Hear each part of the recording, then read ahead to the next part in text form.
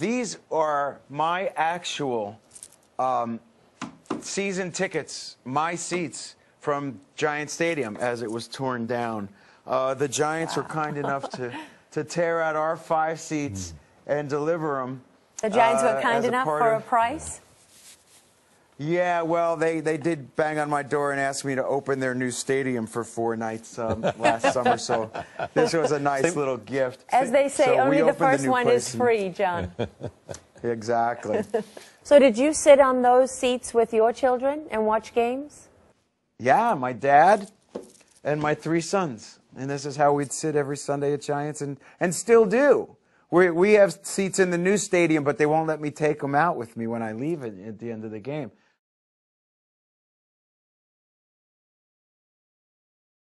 My grandma went to she went to Las Vegas, where Dorothy and I eloped, and she posed in front of the place.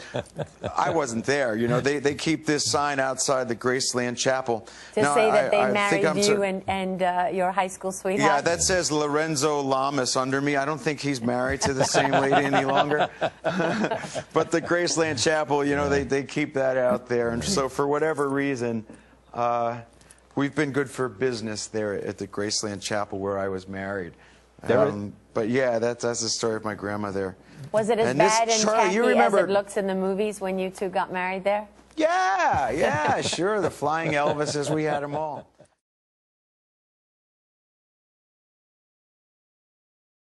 I was once on an airplane with President Clinton, and we were going somewhere, and there was 2 other folks on the plane, and my wife and I. And the gentleman whose plane it was said, whose job is better, Mr. President, yours or John's? And I says, can I answer that? And he says, sure, go ahead. I says, mine. And they said, well, why do you say that? I says, because I got to keep the house in the airplane.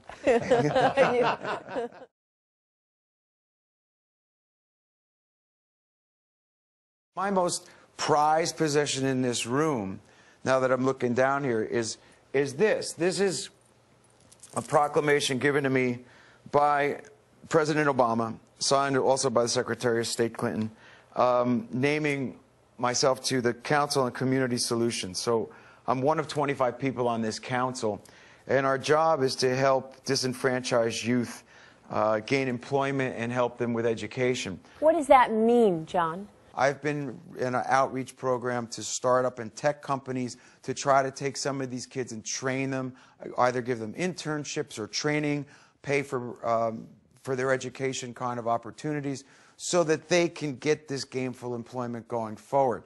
It's a difficult task because you have 30, 40, and 50-year-olds that are all vying for these same jobs today.